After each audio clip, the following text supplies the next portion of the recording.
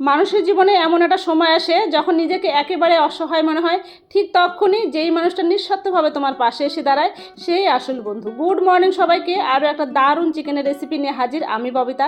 আজকের রেসিপি একেবারে সহজ, ঘরোয়া, স্বাদে ভরপুর আর খেতে এতটা টেস্টি, একবার শুরু করলে থামতে পারবে না। কিছু তো সিক্রেট অবশ্যই থাকে আমার রান্নাতে, তাহলে আর দেরি না করে তাহলে চলো চট জলদি দেখে নিই। এখানে 1 কিলো চিকেন আছে, আমি ভালো করে ধুয়ে বেছে পরিষ্কার করে নিলাম। এবার শুরু করলাম ম্যারিনেট করা। লবণ, হলুদ, লঙ্কা পাউডার, টক দই, সর্ষের তেল দিয়ে ভালো করে ম্যারিনেট করব। যত ভালো ম্যারিনেট করবে রান্না শেষে ঠিক ততটা প্রশংসা তুমি পাবে। এবার আমি এটাকে ফ্রিজে রেখে দিলাম আর ততক্ষণে রান্নাঘরে গিয়ে বাকি কাজগুলো সেরে আবারও শুরু করে দিলাম রান্না। কড়াই সর্ষের তেল, তেজপাতা, জিরে, শুকনো লঙ্কা, গোটা গরম মশলা ফোড়ন দিলাম। বাহ, খুব সুন্দর গন্ধ বেরিয়ে গেছে।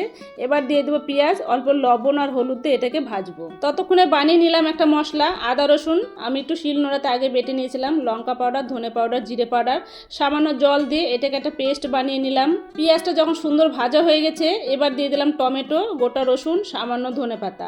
রান্নার শুরুতে ধনেপাতা দিলে কিন্তু ফ্লেভারটা খুব ভালো হয়। সব কিছু সুন্দর করে ভাজা হয়ে গেছে, এবারে দিয়ে দিলাম মশলাটাকেও ভালো করে কষাবো। যখন দেখলাম মশলাটা তেল ছেড়ে আসবে তখন আমি দিয়ে দিলাম আলু, ক্যাপসিকাম আর রসুন। আবারও কিছুক্ষণ কষিয়ে নিলাম।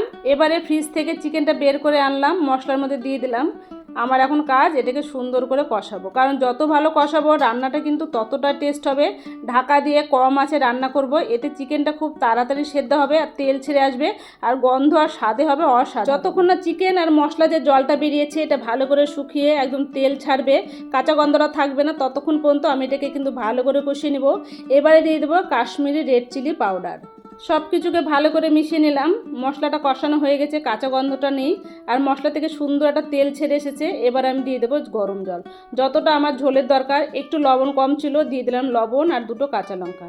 ঢাকাতে রেখে দিলাম, আবারও নামাবো। এবার নামানোর আগে দিয়ে দেবো ধনেপাতা আর গরম মশলা, তাহলেই কিন্তু রেডি হয়ে যাবে আমার আজকে টেস্টি চিকেন। প্রেমীরা চাইলে নানাভাবে রান্না করতে পারে, তবে একবার এইভাবে ট্রাই করলে বুঝবে কতটা টেস্টি। শুধু গরম ভাতে নয়, নান, রুটি, পরোটা, লুচির সঙ্গে কিন্তু এই চিকেনটা খেতে দারুণ লাগে।